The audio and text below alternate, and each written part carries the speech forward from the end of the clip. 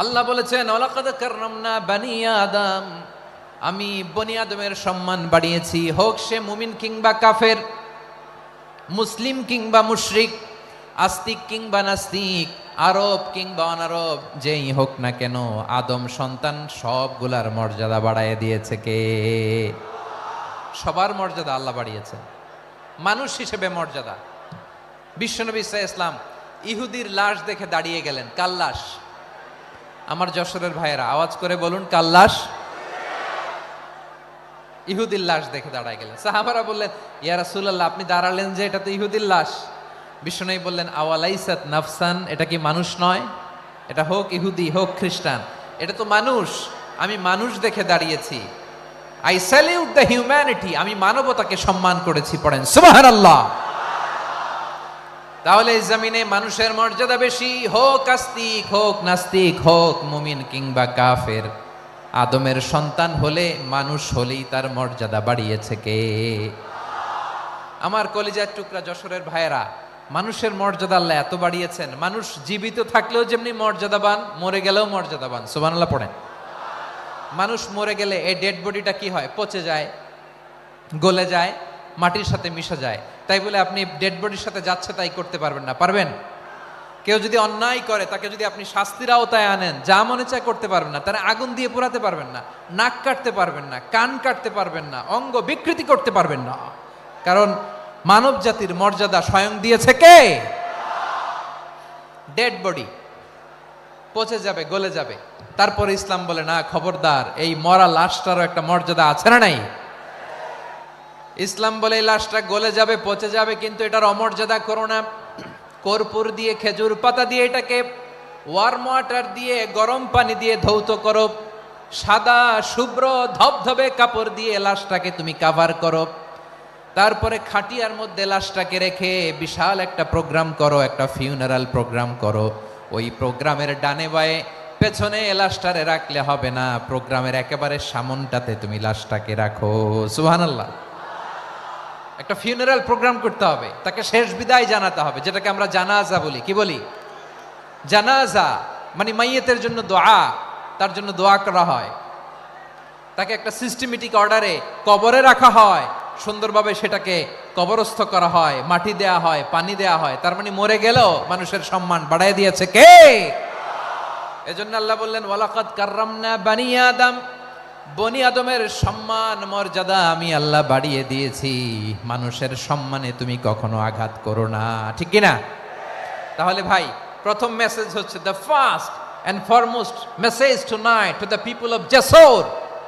আল্লাহ বলেন, I have dignified the status of son of Adam, আমি বনি আদম সবার মর্যাদা বাড়িয়ে দিয়েছি। হোক আস্তিক নাস্তিক, হোক কাফের কিংবা মুশরিক, তার মর্যাদা বাড়াই দিছে কে?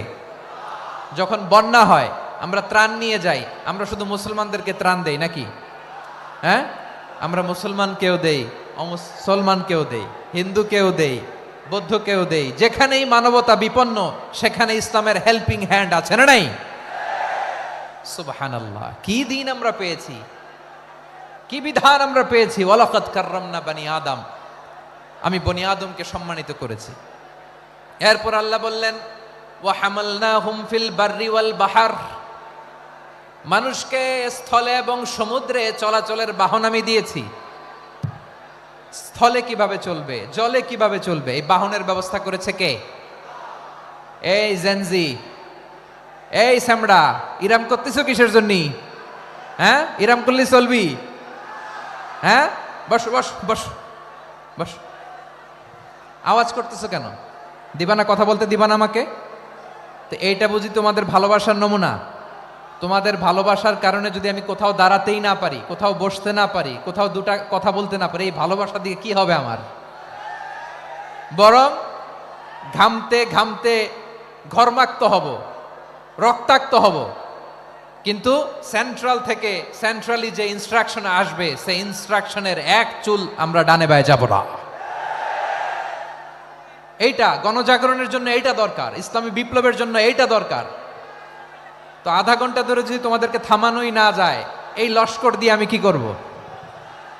আল্লাহর ওয়াস্তে নো নো নো স্লোগান, চুপচাপ একেবারে আমার দিকে তাকাও। আল্লাহ বললেন ওয়া হামালনাহুম ফিল বাররি ওয়াল বাহার, জলে স্থলে আমি চলাচলের যানবাহনের ব্যবস্থা করেছি। আমরা স্থলে ঘোড়ার উপরে চড়ি, উটের উপরে চড়ি, গাড়ির উপরে চড়ি। এই যে গাড়ির ইঞ্জিন বানাইছি আমরা, এটার মেধা দিয়েছে কে?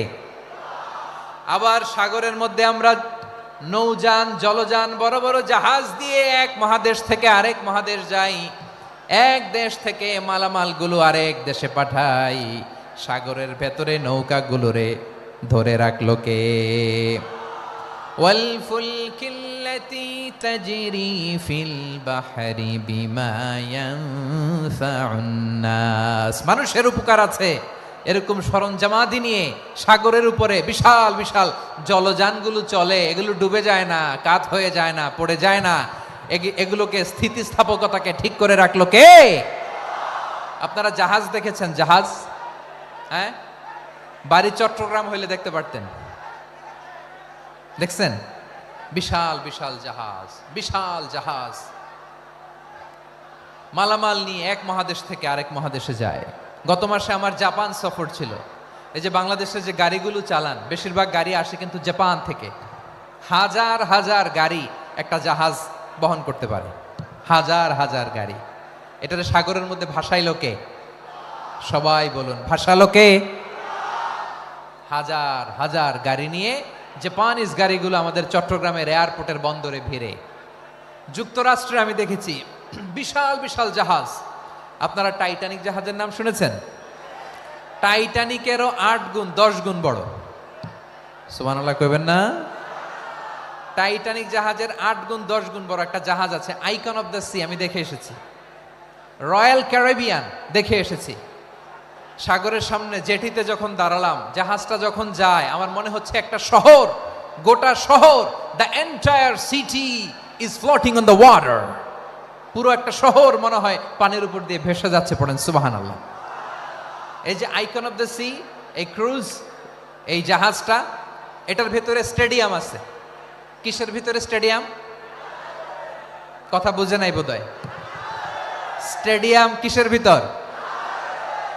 সুইমিং পুল আছে, শপিং মল আছে, রেস্টুরেন্ট আছে, ক্লাব আছে, 3000 4000 রুম বিশিষ্ট, কক্ষ বিশিষ্ট হোটেল আছে।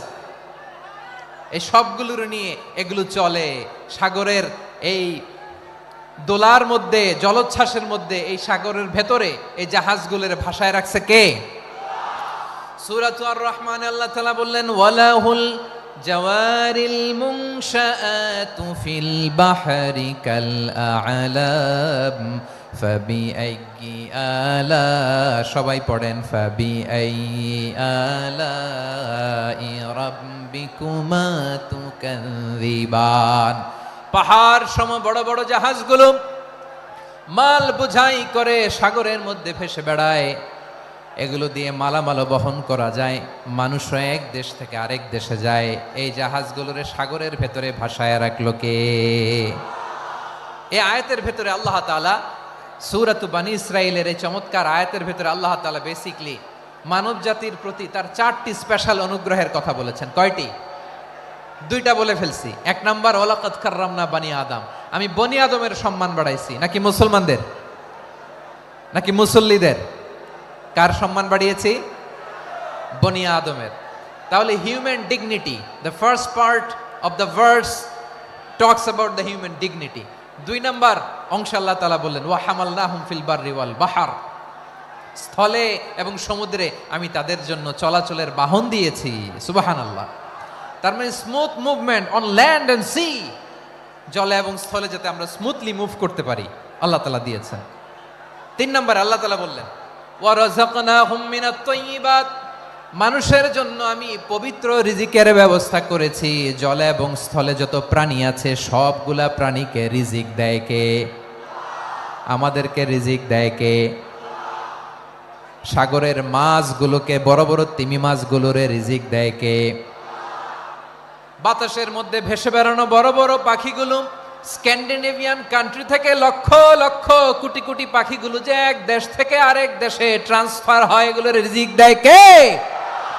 রব্বুল আলামিন বলেন ওয়ামা মিন দাব্বাতিন ফিল আরদি ইল্লা আলাল্লাহি রিজকুহা ওয়া ইয়ালামু মুস্তাকাররাহা ওয়া মুস্তাওদাআহা কুল্লুম ফি কিতাবিম মুবিন। আল্লাহু আকবার। রব্বুল আলামিন বলেন, ভূপৃষ্ঠে বিচরণশীল যত প্রাণী আছে সব প্রাণীগুলোকে আমি আল্লাহ আমার নিজের কুদরতে রিজিকের বন্দোবস্ত করি। এই প্রাণীগুলো কোথায় থাকে, কোথায় যায়, সব জায়গায় আমি রিজিক পৌঁছে দেই। রিজিক কেউ দিতে পারে না, রিজিকের মালিক কে? রিজিকের মালিক তিনি আল্লাহ। এজন্য আল্লাহ তাআলা বললেন, ওয়ারাযাকনাহুম মিনাত তাইয়্যিবাত। এরপর আল্লাহ বললেন, ওয়া ফাদ্দালনাহুম আলা কাসীরিম মিম্মান খালাকনা তাফদীলা। আমি যত প্রাণী সৃষ্টি করেছি সকল প্রাণীর মধ্যে মানুষের মর্যাদা শ্রেষ্ঠত্ব আমি দিয়েছি। সুবহানাল্লাহ পড়েন। তাহলে এক নম্বরে আল্লাহ বললেন আমি বনি আদমের মর্যাদা বাড়ালাম। এরপরে বললেন স্থলে এবং সমুদ্রে চলাচলের জন্য যানবাহন দিলাম। 3 নম্বরে আল্লাহ বললেন পবিত্র রিজিকের ব্যবস্থা করে দিলাম। এরপরে আল্লাহ বললেন যত প্রাণী আছে, সৃষ্টি আছে, সবগুলার উপরে আমি মানুষকে শ্রেষ্ঠত্ব দিলাম। সুবহানাল্লাহ। তাহলে সবচেয়ে বেশি শ্রেষ্ঠত্ব মানুষের। কার? মানুষের। শুধু তাই নয় প্রিয় ভাইরা, আকাশ এবং জমিনে যা কিছু আছে সবকিছু মানুষের জন্য, মানুষের কল্যাণে, মানুষের প্রয়োজনে, মানুষের বশীভূত করে সৃষ্টি করেছেন কে? রব্বুল আলামিন বলেন, হুয়াল্লাযী খালাকা লাকুম মা ফিল আরদি জামিআ। এই জমিনের মধ্যে যা কিছু আমি আল্লাহ সৃষ্টি করেছি সব কিছু আমি মানুষের জন্য সৃষ্টি করেছি। পড়েন সুবহানাল্লাহ। হুয়াল্লাযী খালাকা লাকুম মা ফিল আরদি জামিআ। যা আছে সব আমাদের জন্য, সব আমাদেরকে সার্ভিস দেওয়ার জন্য, আমাদের উপকারের জন্য, আমাদের কল্যাণের জন্য। আওয়াজ করে সবাই পড়ুন আল্লাহু আকবার। অন্য আয়াতে আল্লাহ বললেন, ওয়াসাখখারা লাকুম মা ফিস সামাওয়াতি ওয়া মা ফিল আরদি জামিআম মিন ইন্না ফি যালিকা লাআয়াতিন লিকাউমিন ইয়াতাফাক্কারুন। প্রথম আয়াতে আল্লাহ বললেন জমিনে যা আছে সব তোমাদের কল্যাণে আমি সৃষ্টি করলাম। এরপরে আল্লাহ বললেন আকাশেও যা আছে সব তোমাদের জন্য সৃষ্টি করলাম, তোমাদের অনুগত বানায় দিলাম। পড়েন সুবহানাল্লাহ।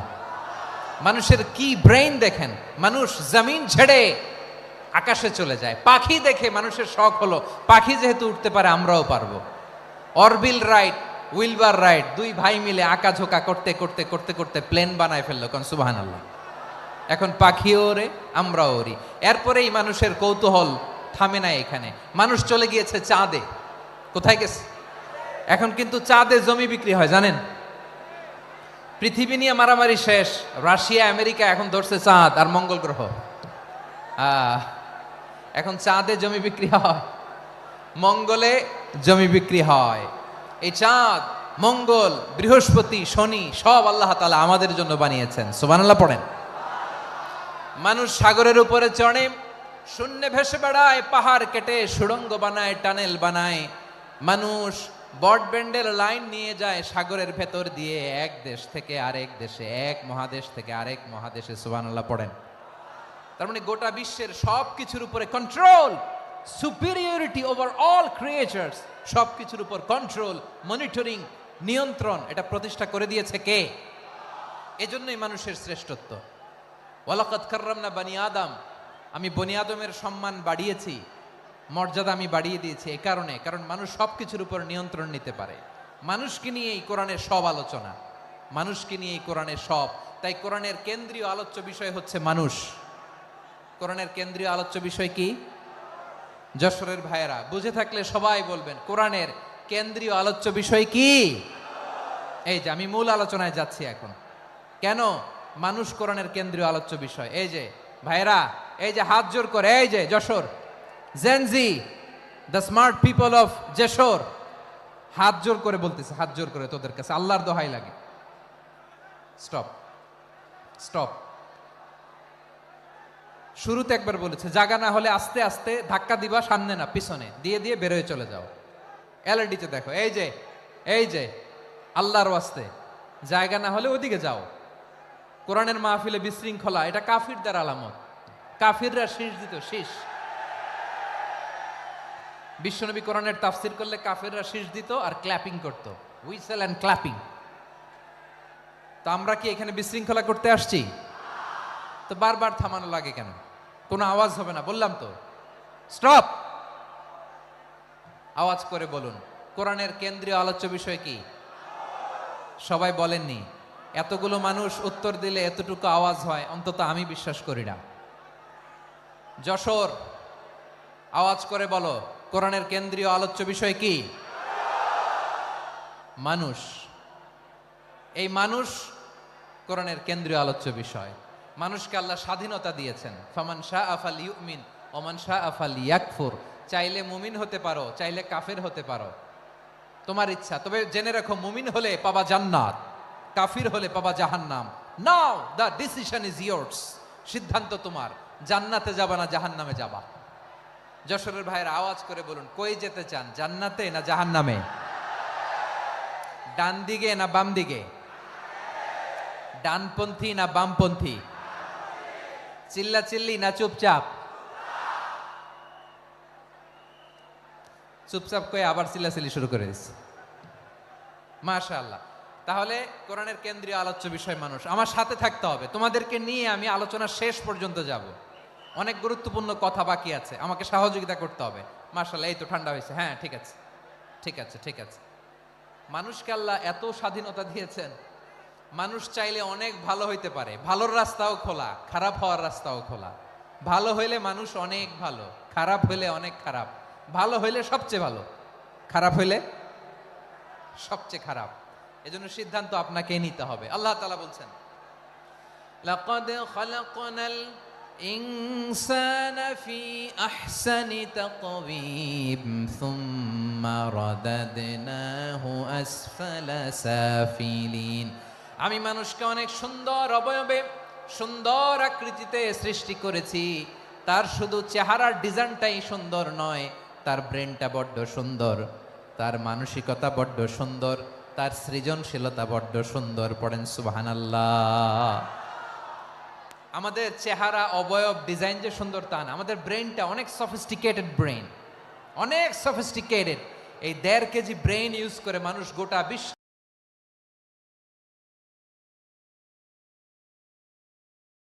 সভ্যতা বিনির্মাণ করেছে, ঠিক কিনা? এই ব্রেন আল্লাহ তাআলা আমাকে দিয়েছে। এটারে কাজে লাগালে, আপনার 6 সেন্স কাজে লাগালে আপনি অনন্য মানুষ হয়ে উঠবেন, মহামানবে রূপান্তরিত হবেন। মানুষ হতে পারে, চাইলেই মহামানব হতে পারে। আবার যদি মানুষ চায়, খারাপও হতে পারে।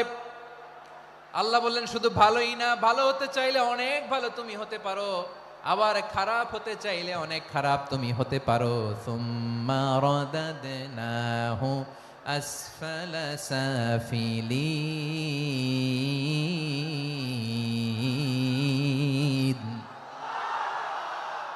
খারাপ হলে একেবারে খারাপ হতে পারো, নিকৃষ্ট হলে একেবারে নিকৃষ্ট হতে পারো, ভালো হলেও ভালো হতে পারো। কোন সুবহানাল্লাহ। এবার আওয়াজ করে বলুন, ভালো হতে চাই না খারাপ? শ্রেষ্ঠ না নিকৃষ্ট? মানুষ ভালো হলে মানুষ ফেরেশতার চেয়েও ভালো, মানুষ খারাপ হলে সে পশুর চেয়েও খারাপ। কথা ঠিক কিনা বলেন? ভালো হলে ফেরেশতার চেয়েও ভালো, খারাপ হলে পশুর চেয়েও নিকৃষ্ট। তার মানে শ্রেষ্ঠত্বে মানুষ, শ্রেষ্ঠত্বে ফেরেশতাকে হার মানায়, আর অধপতনে শ্রেষ্ঠত্বে ফেরেশতাকে ছাড়িয়ে যায়, আর অধপতনে পশুকেও হার মানায়। আই রিপিট, আমি আবারও বলছি, মানুষ শ্রেষ্ঠত্বে ফেরেশতাকে ছাড়িয়ে যায়, আর অধপতনে সে পশুকেও হার মানায়। আওয়াজ করে বলতে হবে ঠিক কিনা? এটার প্রমাণ কি? মানুষ শ্রেষ্ঠ হইলে যে ফেরেশতার চেয়েও সেরা, তার প্রমাণ কি? আল্লাহ তাআলা বলছেন, ওয়া ইয কুলনা লিল মালাইকাতি ইসজুদু লি আদম ফাসাজাদু ইল্লা ইবলিস আবা ওয়াস্তাকবারা ওয়া কানা মিনাল কাফিরিন। আল্লাহ বলেন, স্মরণ করো সে সময়ের কথা যখন আমি ফেরেশতাদেরকে বললাম, ও ফেরেশতারা আদমকে সেজদা দাও, সব ফেরেশতারা সম্মান সূচক সেজদা আদমকে দিল। তারা আদমের জন্য সেজদায় লুটিয়ে পড়লো, একজন ছাড়া, তার নাম ইবলিস। আওয়াজ করে বলেন তার নাম কি? সে অহংকার প্রদর্শন করলো, সে কাফের হয়ে গেল। বাকি সব ফেরেশতারা সেজদা দিল। সুবহানাল্লাহ। আবার আদম আলাইহিস সালামকে আল্লাহ জিজ্ঞেস করলেন, সব বলে দিল উত্তর, কিন্তু ফেরেশতাদেরকে একই প্রশ্ন জিজ্ঞেস করলেন, তারা উত্তর করতে পারে নাই। তার মানে এর মধ্য দিয়ে প্রমাণিত হয়, মানুষ ভালো হলে ফেরেশতার চেয়েও ভালো, ফেরেশতার চেয়েও মানুষের মর্যাদা বাড়িয়ে দিয়েছে কে?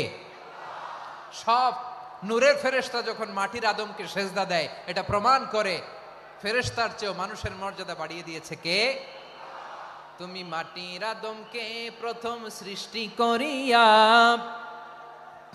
ঘোষণা করিয়া দিলে শ্রেষ্ঠ বলিয়া, তাই তো নূরের ফেরেশতা করে আদমকে সেজদা। ঠিক কিনা বলেন? তাই তো নূরের ফেরেশতা করে আদমকে সেজদা। সবার চেয়ে সম্মান দিলে মাটির আদমকে। আল্লাহু আল্লাহু তুমি জাল্লে জালালুহু, শেষ করা তো যায় না গে তোমার গুণগান। পড়েন না? পড়েন। আল্লাহু আল্লাহু তুমি জাল্লে জালালুহু, শেষ করা তো যায় না গে তোমার গুণগান। আল্লাহু আল্লাহু আল্লাহু আকবার। আদমের মর্যাদা বেশি, মানুষের মর্যাদা বেশি, মানুষ শ্রেষ্ঠ তার প্রমাণ নূরের ফেরেশতা মাটির আদমকে সেজদা করে। আওয়াজ করে বলেন ঠিক কিনা? তাহলে মানুষ ভালো হলে ফেরেশতার চেয়ে ভালো। আবার মানুষ যদি খারাপ হয়, সে পশুর চেয়েও খারাপ। অধপতনে পশুত্বকে হার মানায়। তার প্রমাণ কি? তার প্রমাণ হচ্ছে যশোরের ভাইরা দেখবেন পত্রিকায় নিউজ পেপারে মাঝে মাঝে এরকম দেখা যায়, এক মানুষ আরেক মানুষকে হত্যা করে 20 টুকরা করে বস্তার ভেতরে ভরেছে। আপনারা এই নিউজ পড়েন নাই না? দেখেন নাই? দেখছেন? মানুষ মানুষকে হত্যা করে কয় টুকরা? জোরে বলেন। এখানেই ক্ষান্ত হয় না, আবার কোথায় ভরছে? বস্তার ভেতরে। আচ্ছা, বুঝে থাকলে আওয়াজ করে বলেন, কোনদিন শুনছেন একটা হাতি আর একটা হাতিকে হত্যা করে 20 টুকরা করছে, এরপরে বস্তার ভেতরে ভরছে? হয়েছে? তাহলে দেখেন, মানুষ যদি খারাপ হয় সে পশুকেও হার মানায়। চিল্লায় বলো ঠিক কিনা? এমনও দুশ্চরিত্র মানুষ আছে যার নজর থেকে 6 মাসের ছোট্ট মেয়ে থেকে শুরু করে 80 বছরের বৃদ্ধারাও নিরাপদ নয়। পশুকেও হার মানে। মানুষের ঘর জ্বালিয়ে পুড়ে মেসাকার করে দেয়, জনপদের পর জনপদ জ্বালায় দেয়। এরকম আছে না নাই? বোমা মেরে শহরগুলো উড়িয়ে দেয়। এই যে ইসরায়েল গাজার মধ্যে যে অ্যাটাক করেছে, এরা মসজিদ মানে নাই, মসজিদে বম ফেলেছে। এরা খ্রিস্টানদের চার্চ গির্জা মানে নাই, গির্জায় বম ফেলেছে। পৃথিবীর ইতিহাসে never happened in the history of the world that someone bombed on a hospital, on a ICU center. এমন হাসপাতাল যেখানে আইসিইউর রোগীরা আছে, ওই হাসপাতালের উপরও ইসরায়েলি সৈনিকেরা বোমা মেরেছে। জোরে বলেন ঠিক কিনা? এরা মানুষ? আওয়াজ করে বলেন, এরা মানুষ না। প্রিয় ভাইয়েরা, চোখ কান নাক মুখ থাকলেই মানুষ না। যা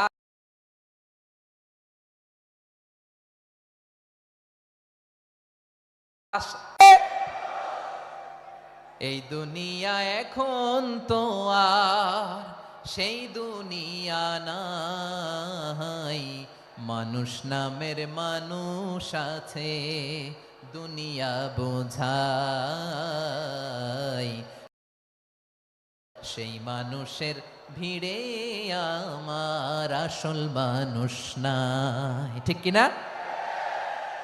আসল মানুষের বড্ড অভাব, আসল মানুষের বড্ড অভাব।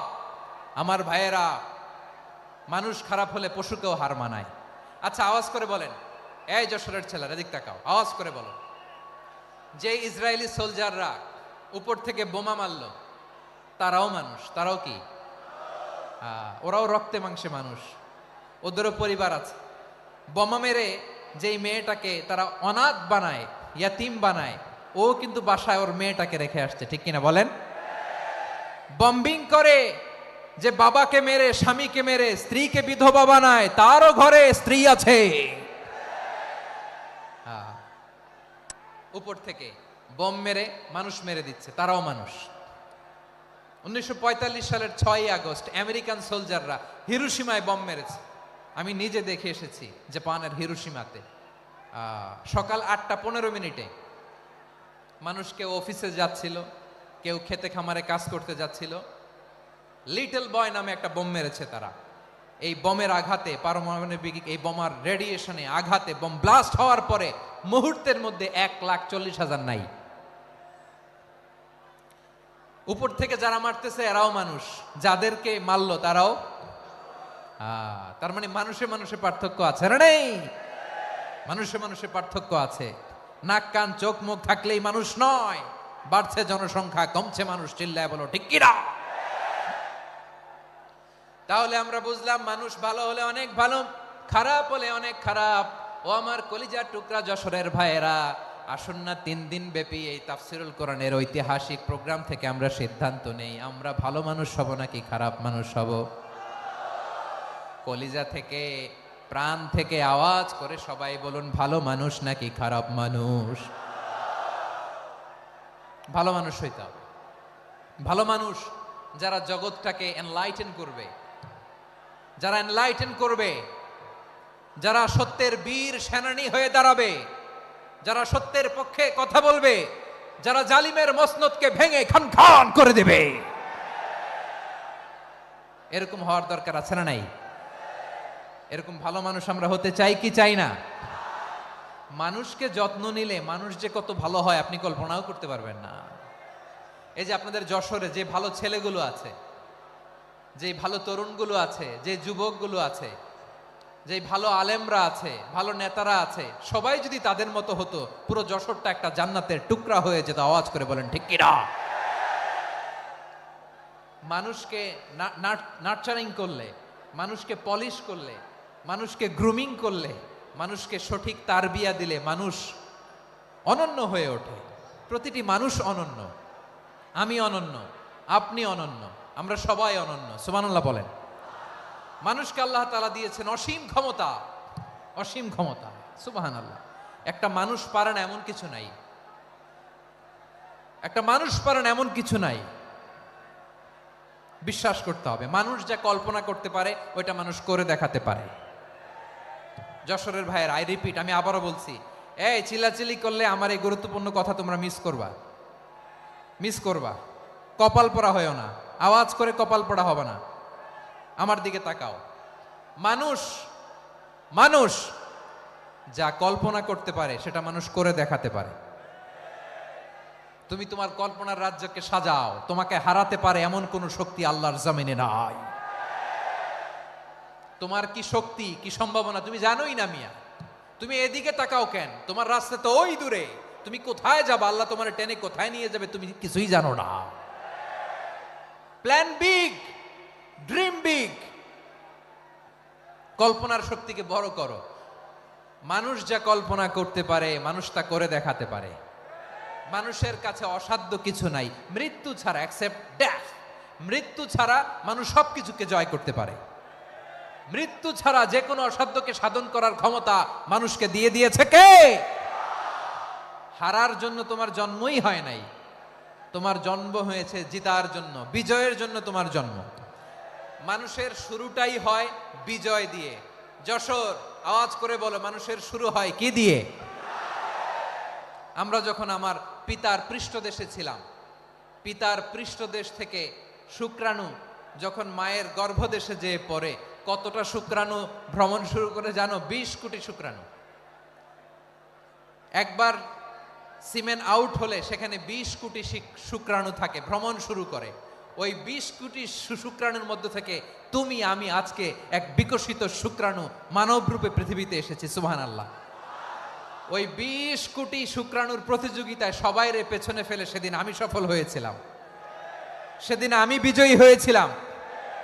সেদিন আমি এত ছোট ছিলাম, মাইক্রোস্কোপ দিয়েও আমার অস্তিত্ব পাওয়া যায় না। আমি এত তুচ্ছ ছিলাম, নগণ্য ছিলাম, আমার কান ছিল না, আমার চোখ ছিল না, আমার হাত ছিল না, আমার জন্য রিকমেন্ডেশন করার মতো মামু ছিল না, খালা ছিল না, কেউ ছিল না। তারপরেও ওই প্রতিযোগিতায়, ওই কম্পিটিশনে যখন আমারে কেউ হারাতে পারে নাই, আল্লাহর জমিনেও আমারে কেউ হারাতে পারে না। হারার জন্য তোমার জন্মই হয় নাই, তুমি আসছোই জিতার জন্য। সুবহানাল্লাহ। বিশ্বনবী বলেন, আন্নাসু মাআদিন কামাআদিনি যাহাবি ওয়াল ফিদ্দা খিয়ারুহুম ফিল জাহিলিয়াতি খিয়ারুহুম ফিল ইসলাম। Peoples are like mines of gold and silver. সোনার খনি, রূপার খনি, এর চেয়েও বড় খনি হচ্ছে এই মানব সম্পদের খনি। আওয়াজ করে বলেন আল্লাহু আকবার। আল্লাহ তাআলা এই সম্পদ আমাদেরকে দিছে। বিশ্বনবী বলেন, মানুষ হচ্ছে খনির মতো। খিয়ারুহুম ফিল জাহিলিয়াতি খিয়ারুহুম ফিল ইসলাম। জাহিলি যুগে যারা সেরা, ইসলামেও তারা সেরা। ইদা ফাকুহু, যদি তারা বুঝবান হয় তাহলে তাদেরকে সেরা বানায় দিবে কে? তাহলে মানুষের চেয়ে সেরা কেউ হতে পারে? মানুষের চেয়ে অনন্য কেউ হতে পারে? মানুষকে কেউ হারাতে পারে? আওয়াজ করে বলো, তোমাকে কেউ হারাতে পারবে? এই সাহস জাগছে আজকের আলোচনা থেকে। আমি তুমি অনন্য, আমাকে তোমাকে হারায় দেওয়া এত সহজ না, ঠিক কিনা? একটা কথা জীবনের সাথে সেট করে নিতে হবে, আমি জিতি নয় শিখি, আমি কখনো হারি না। জীবনের সাথে সেট করে নাও, জেনজি অফ জেসর, আমি কখনো হারি না, আমি হয় জিতি নয় শিখি। চিল্লায় বলো ঠিক কিনা? আমি কখনো হারি না, আমার হারানো এত সোজা না। কি সাহস জাগছে? বুকে সাহস জাগছে? তাকবীর পড়ো, লিল্লাহে তাকবীর। তাহলে বিশ্বনবী বললেন, নাসু মাআদিন, মানুষ হচ্ছে খনি। এই ধাক্কা ধাক্কি, আমি জানি এগুলো ভালোবাসার ধাক্কা ধাক্কি, এজন্য আমি সহ্য করে নেই। এগুলো যে ভালোবাসার ধাক্কা ধাক্কি, এটা আমরা বুঝি। পৃথিবীর কোন আইন, সিকিউরিটি প্রটোকল দিয়ে এটারে মানানো যাবে না, কারণ এটা তো ভালোবাসা, লাভ। লাভ কোনো আইন কানুন দিয়ে বাধা যায় না, মানানো যায় না, ঠিক কিনা বলো?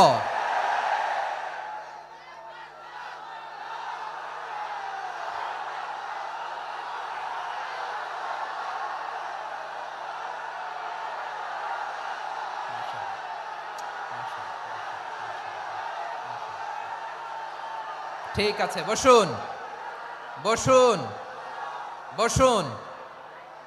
আল নাসু মাআদিন, মানুষ হচ্ছে খনি। এই খনির যত্ন নিতে হবে। আমার মা বাবা যারা এসেছেন, আপনার ছেলে মেয়ের যত্ন নেন। আপনার ছেলের মধ্যে যে কি পটেনশিয়াল আপনি জানেন না। আপনার এই ছোট্ট অবুজ ছেলেটাই আগামী দিনের শায়েখ আহমদুল্লাহ হবে। আপনার হেফজখানায় পড়া ওই ছোট্ট ছেলেটাই আগামী দিনের আল্লামা মামুনুল হক হবে। আপনার ওই ছেলেটা আমির হামজা হবে, আব্দুল হাই সাইফুল্লাহ হবে। এভাবে বড় বড় আলেম হবে, তারা যুগশ্রেষ্ঠ আলেম হবে। সেই একদিন এই বাংলাদেশের পার্লামেন্টে যে বক্তব্য দিয়ে যশোরের পক্ষে কথা বলবে। আপনি জানেন না, কাউকে ছোট করবেন না আপনি, ওর কনফিডেন্স আপনি কমাবেন না, আপনি কমাতে পারেন না। প্যান্ডেলে আমার যে মা বোনেরা আছেন, ছেলে মেয়েদেরকে কখনো ছোট করে কথা বলবেন না। ও যে কোথায় যাবে আপনি জানেন না, আপনি মা হয়ে তাকে সাহস দিবেন, তার কল্পনার জগৎটাকে সাজাতে তাকে উৎসাহিত করবেন, ঠিক কিনা বলেন? আর আমার প্যান্ডেলের আমার প্রিয় শ্রদ্ধাশীলা মায়েরা বোনেরা, আপনারা তো আরো দামি সম্পদ। বিশ্বনবী বলেন, আর দুনিয়া কুল্লুহা মাতা।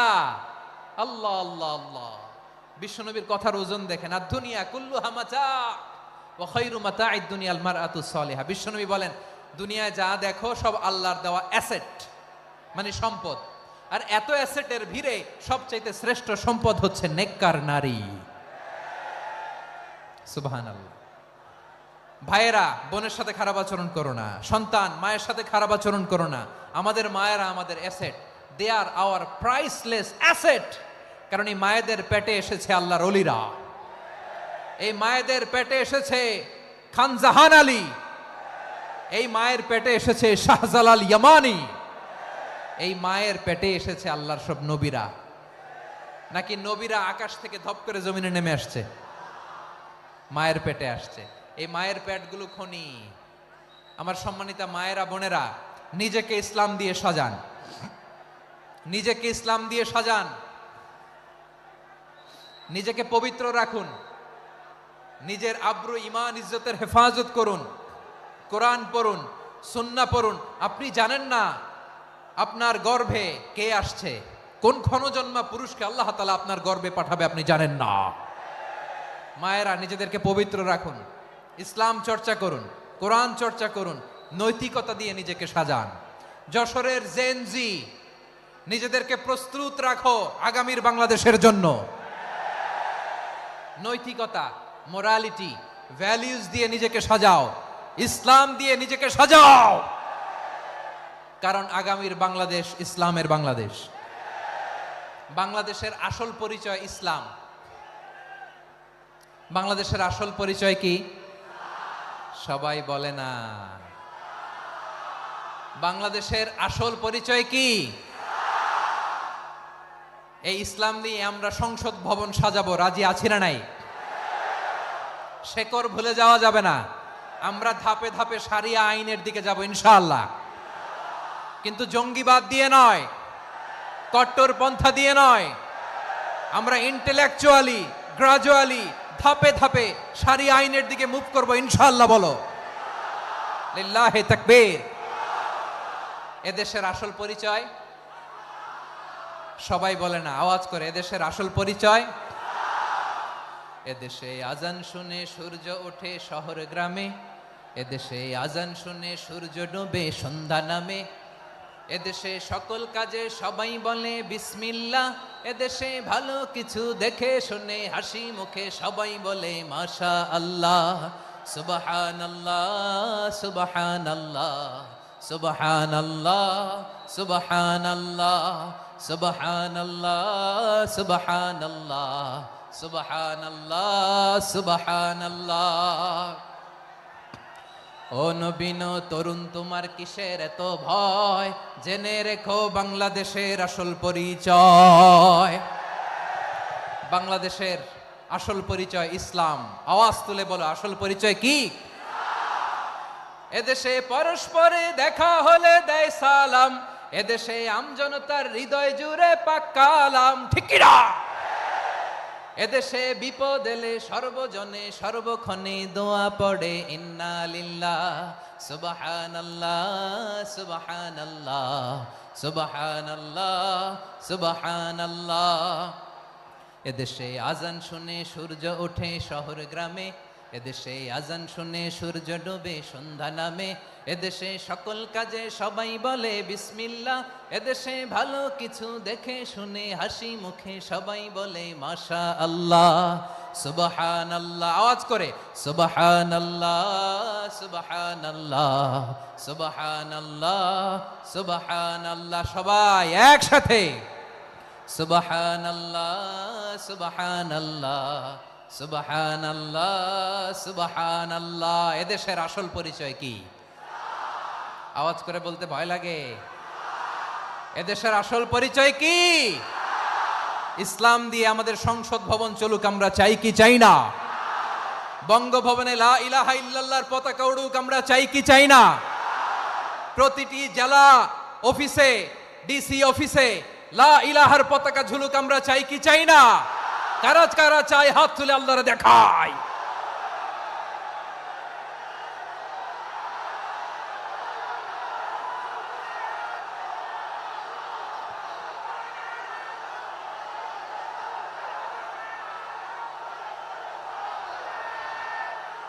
মাশাআল্লাহ, মাশাআল্লাহ, মাশাআল্লাহ, মাশাআল্লাহ। যশোর, আওয়াজ করে বলো, ভালো মানুষ না খারাপ মানুষ? বুঝে বলছো তো? মানুষ ভালো হলে যে কত ভালো। এই মানুষকে যত্ন নিলে, মানুষকে মানুষ বানালে যে সে কি হতে পারে শুনবা? হ্যাঁ, নাকি মোনাজাত দিয়ে দিব? শুনবা? তাহলে থামতে হবে। থামো, আমি যখন বলবো থামো থামো, তাকবীরের সময় দিলে তাকবীর, থামো থামো। মানুষকে যত্ন নিলে, এই এদিকে এদিকে, ড্রোন নামায় ফেলো, হয়েছে, ড্রোনের ফুটেজ হয়ে গেছে, এবার ড্রোন নামায় ফেলো, আমার দিকে তাকাও। মানুষকে, তোমরা এদিক সেদিক তাকালে তো গুরুত্বপূর্ণ পয়েন্ট মিস হয়ে যাবে। এদিকে এদিকে, হ্যাঁ মাস ঠিক আছে, এদিকে। মানুষকে যত্ন নিলে মানুষের মধ্যে যে আল্লাহ কি পটেনশিয়াল রেখেছে। আমি জাপানের দুইটা উদাহরণ দেই। জাপানের এই এই এভাবে এভাবে হবে, হয় বসো নয় পেছনে, কথা নাই, কথা তো বলাই যাবে না, হারাম কথা বলা আজকে, একেবারে চুপ। আজকের জন্য হারাম করে দিছে আমি এই কিছু সময়ের জন্য, একেবারে নিষিদ্ধ। জাপানের দুইটা উদাহরণ দেই, খেয়াল করে একটু শুনেন, বুঝবেন। আল্লাহ, 2022 সালে জাপানের সাথে জার্মানির খেলা, ফিফা ওয়ার্ল্ড কাপ 2022। এক পক্ষে জাপান, আরেক পক্ষে কোন দেশ? কথা শুনে নাই। এক পক্ষে কোন দেশ, আরেক পক্ষে? সবাই এক পক্ষে, আরেক পক্ষে। ওই খেলায় জিতেছিল জাপান, জিতেছিল 22 সালের এই ফিফা ওয়ার্ল্ড কাপে জাপান ফুটবল খেলায় জিতে। As a part of their celebration তারা খেলার পরে পুরো স্টেডিয়ামটারে ক্লিন করে, the fan base of Japan. Lakh lakh মানুষ খেলা দেখতে যায়, তো এত ডাস্টবিনও তো নাই, তো যারা ডাস্টবিনে জায়গা পায় নাই তারা এই যে চকলেটের প্যাকেট, পানির বোতল, চিপসের প্যাকেট তারা এদিকে সেদিকে রেখে দিয়েছে। জাপানের ভক্তরা, জাপানের ফলোয়াররা as a part of their celebration তারা খেলার পরে পুরো স্টেডিয়ামের সব ময়লা আবর্জনা ক্লিন করে তারপরে বিদায় নিয়েছে। তাদেরকে কি ক্লিন করার দায়িত্ব দেওয়া হয়েছিল? এই যশোর, জাপানের যে ছেলেরা খেলা দেখতে গেছিল ওদেরকে কি ক্লিন করার দায়িত্ব দিছিল? তারা কি স্টেডিয়ামের পরিচ্ছন্নতা কর্মী? তাদের আকল, তাদের সিক্স সেন্স তাদেরকে বলেছে। ছোটবেলা থেকে জাপান গভর্নমেন্ট ওদেরকে এত পরিচ্ছন্নতা শেখায়, ক্লিনলিনেস অ্যাওয়ারনেস ক্যাম্পেইন করায়। ক্লাসে আমি দেখেছি, ক্লাসে নিজের বেঞ্চ নিজে মুছে, ক্লাসের মাঝখানে একটা সময় দেয়, নিজের টেবিল নিজে মুছে, নিজের ক্লাসরুমটা নিজে পরিষ্কার করে। রাস্তাঘাটে একটা ধুলা নাই, ময়লা নাই, একটা টিস্যু নাই। খেলার পরে গোটা বিশ্বকে তাক লাগিয়ে দিয়েছে। জাপানের ফ্যানরা সবার রেখে যাওয়া গার্বেজ, টিস্যু, বোতল পরিষ্কার করে তারপরে স্টেডিয়াম থেকে বিদায় নিয়েছে। আমরা কেন এমন হইতে পারলাম না? আমরা কেন এমন হইতে পারলাম না? জাপানের যারা এগুলো করছে ওদের 3টা করে চোখ না? চোখ তো 3টা, জাপানো লাগো, জাপানো লাগো। হাত তো 4টা, কান তো 6টা। হ্যাঁ, নাকি আমার মতো 2 হাত 2 কানওয়ালা মানুষ? চোখে দেখলে ওটা মানুষ না। চিন্তা করছেন? তার মানে জাপানিজদেরকে যে গ্রুমিং করে শিখানোর মাধ্যমে পরিচ্ছন্ন বানানো গেছে, ওরা যেমনি মানুষ আমরাও মানুষ। আমাদের সন্তানদেরকে শেখালে তারাও পারবে, পারবে কিনা? 2 নম্বর উদাহরণ বলি। চট্টগ্রাম ফেনীতে যারা গিয়েছেন, মেঘনা গোমতী ব্রিজ প্রকল্প নাম শুনছেন? মেঘনা একটা ব্রিজ পার হওয়া লাগে। এই মেঘনা গোমতী, এখানে 3টা ব্রিজ কাঁচপুর সহ, এই 3টা ব্রিজের নির্মাণ কাজ, রেনোভেশনের কাজ দেয়া হয়েছিল জাপানের একটা কোম্পানিকে। কাকে? জাপানের কোম্পানি। নির্মাণ শেষে 738 কোটি টাকা বেঁচে গেছিল, এটা গভর্নমেন্টের হাতে দিয়ে তারা বিদায় নিয়েছে। কত টাকা? 738 কোটি টাকা। যত প্রাক্কলিত ব্যয় নির্ধারণ করা হয়েছে সব টাকা সরকার, তৎকালীন সরকার 2019-এর সরকার, কারা ছিল তো জানেন? এই 2019-এর সরকার তাদেরকে দিয়েছে। তারা রিনোভেশন নির্মাণ শেষে 738 কোটি টাকা অতিরিক্ত বেঁচে গেছিল, এটা আবার গভর্নমেন্টের হাতে বুঝাই দিয়ে তারা বিদায় নিচ্ছে। আমরা কেন এমন হইতে পারলাম না? জাপানের ওরাও মানুষ, আমরাও মানুষ, তার মানে মানুষে মানুষে পার্থক্য আছে না নাই? আচ্ছা, জাপানের 2টা উদাহরণ দিলাম, এবার আমার দেশের 2টা উদাহরণ দিব না? বাংলাদেশের 2টা উদাহরণ দিই। 1 নম্বর উদাহরণ, গত সপ্তাহে আপনারা জানেন কক্সবাজার আমার একটা প্রোগ্রাম ছিল, তো হেলিকপ্টারে গিয়েছিলাম। ফেনী জেলা যখন পার হচ্ছি আমি দেখলাম 3টা উইন্ডমিল। উইন্ডমিল চিনেন তো? বিশাল পিলার, 3টা 4টা পাখা থাকে। বায়ু বিদ্যুৎ কেন্দ্র, বাংলাদেশের প্রথম বায়ু বিদ্যুৎ কেন্দ্র এটা। মুহুরী প্রজেক্ট বলে এটার, সম্ভবত মুহুরী প্রজেক্ট। তো সাগরের বাতাসের ঝাপটায় এটা ঘুরে এনার্জি হয়, ইলেকট্রিসিটি উৎপাদন হয়। তো আমি পাইলটকে বললাম, ভাই এগুলো থেকে কেমন ইলেকট্রিসিটি উৎপাদন হয়? কয় হুজুর একটুও হয় না, কিছুই হয় না। কিছুই হয় না মানে? বলে হুজুর বাংলাদেশে যত উইন্ডমিল আছে এটার পাখা একটাও ঘুরে না। আল্লাহ, বলেন কি? তাহলে এই যে কোটি কোটি টাকা ব্যয় করে যে উইন্ডমিল, কয় হুজুর ভিতরে ফিটফাট, উপরে ফিটফাট, ভিতরে সদরঘাট। তার মানে কোটি কোটি টাকা দিয়ে এই উইন্ডমিল বানায়, এখানে কিছু নাই। দুর্নীতির আড্ডাখানা, আখড়াখানা বাংলাদেশ, ঠিক কিনা বলেন? হায় রে, জাপানিজরাও মানুষ, আমরাও মানুষ। আমার এক নিকটাত্মীয় সরকারি চাকরিজীবী, উনি আমাকে বললেন, বাংলাদেশের আরেকটা উদাহরণ দেই। উনি আমাকে বললেন যে প্রতি বছর আমাদের অফিসের ফার্নিচার চেঞ্জ করে। আমি বললাম প্রতি বছর ফার্নিচার চেঞ্জ করে কেন? বলে যে ফার্নিচার নতুন পারচেজ করলেই তো ওইখানে টাকা, নতুন কিনতে পারলেই টাকা, নতুন উন্নয়নের সবক শোনাতে পারলেই টাকা। প্রথম আলোর রিপোর্ট, কি আলো?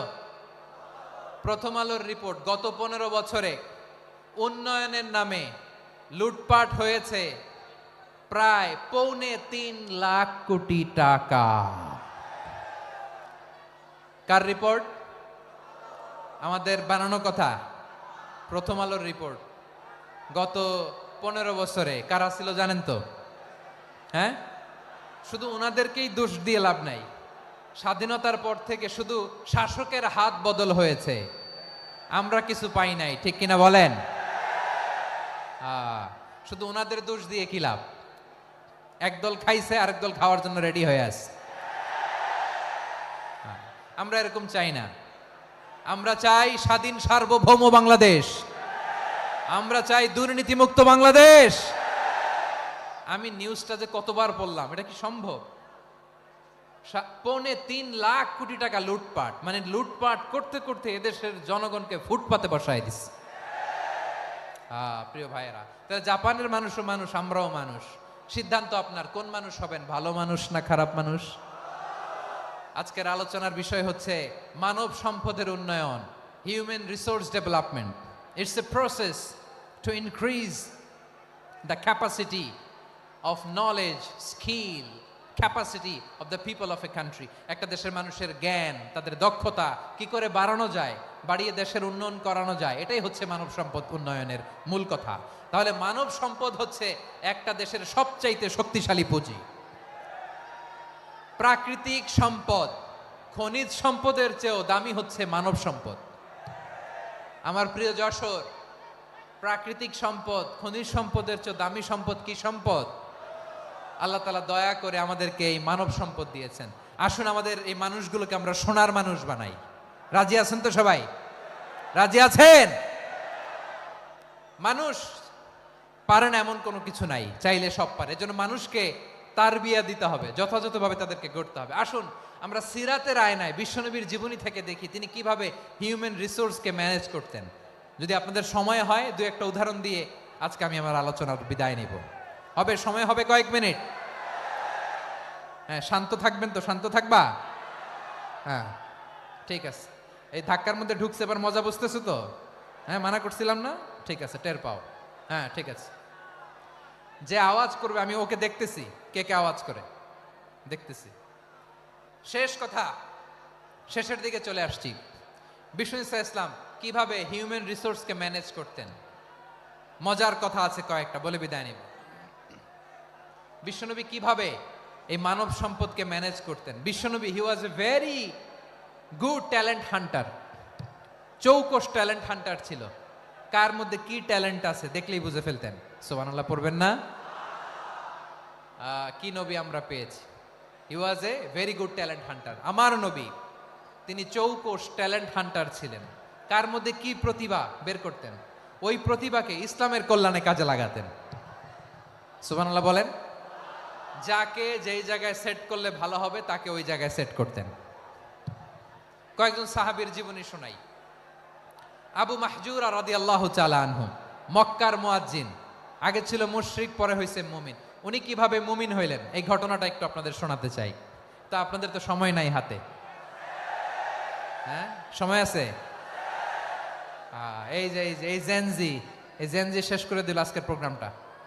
1 ঘন্টা ধাক্কা ধাক্কি করে কেমনে দাঁড়ায় আছে আমি বুঝলাম না।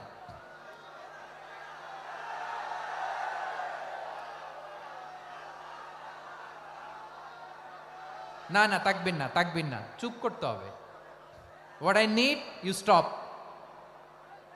Just shut up. চুপ। হ্যাঁ, ঠিক আছে, এভাবে। আবু মাহজুরা রাদিয়াল্লাহু তাআলা আনহু কিভাবে মুসলিম হলেন, আওয়াজ করে শুনেন। হুনাইনের যুদ্ধ ৮ম হিজরি, বিষ্ণু ইসা ইসলাম হুনাইনের